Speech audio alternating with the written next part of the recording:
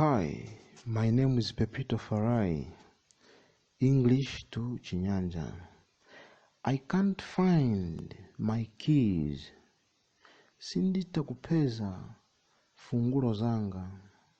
I can't find my keys. Sinditakupeza mafungulo yanga.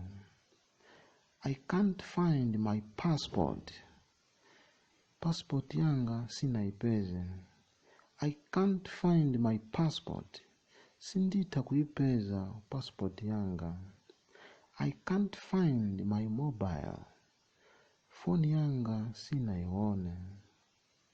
I can't find my mobile.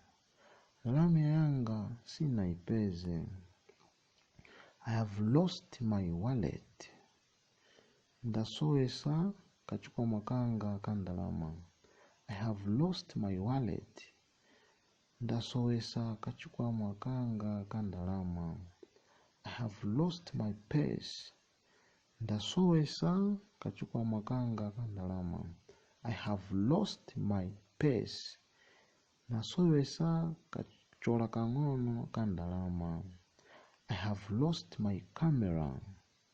Ndasowesa makina yo pikichira yanga. I have lost my camera. Ndasowesa makina yo kopera. I have lost my camera. Ndasowesa makina yanga yo pikichira. Thank you for listening my apps. Subscribe my channel for more different languages. Hi, my name is Pepito Farai.